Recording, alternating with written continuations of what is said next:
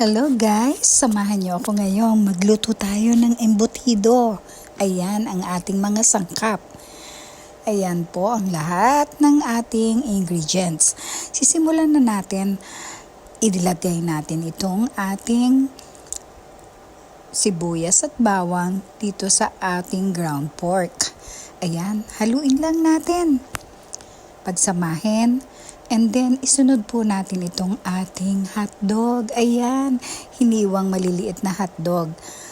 Ayan, haluin lang natin. At isunod na natin din itong ating carrots. Yan po ay chinap na maliliit na carrots at isunod na rin natin ang bell pepper. Ayan, di ba maganda na ang kulay? Isunod natin itong ating raisins. Pampatamis po yan at pampasarap.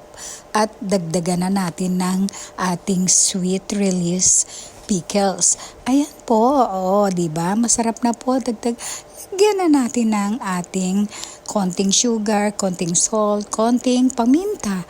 Ayan, pampasarap. At magkakaroon na ng mas masarap na lasa ito. Kung ano pong available po sa inyo dyan, na ingredients at saka ilagay natin. Nilagyan ko din po yun ng lemon. At ngayon ay inilalagay ko na ang breadcrumbs. Yan po tasty or yung ating natirang tinapay na dinurog ko at inilagay natin. Ngayon, lagyan na natin ng itlog. 2 itlog po itong ilalagay ko. At ngayon, hahaluin na natin mabuti para magsama-sama ang lahat ng ingredients. Ayan, haluin lang natin mabuti. Ayan po, kinamay ko na po ang paghahalo para mas maganda at mas mabilis. Nilagyan ko rin po iyan ng cheddar cheese. Mas lalong sasarap. Ayan. At ngayon po, simulan na natin ang paglalagay dito sa aluminum foil. Ayan po, half cup po noong ating lahat ng ingredients ang inilagay ko. Pagkatapos, lalagyan natin ng boiled egg.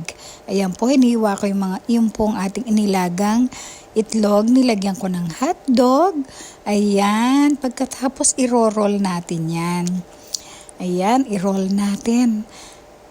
At ating saraduhang mabuti sa both side para wala pong makapasok na tubig. Pag ini-steam na natin, i-roll lang natin mabuti. Ayan.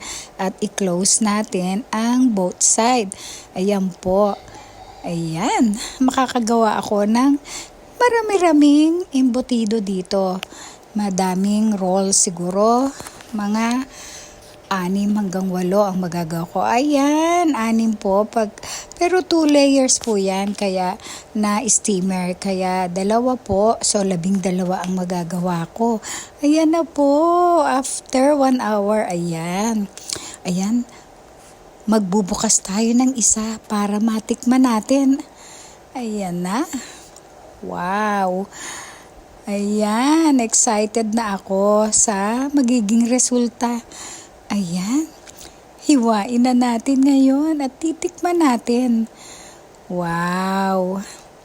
Alam niyo po bang madali lang naman po.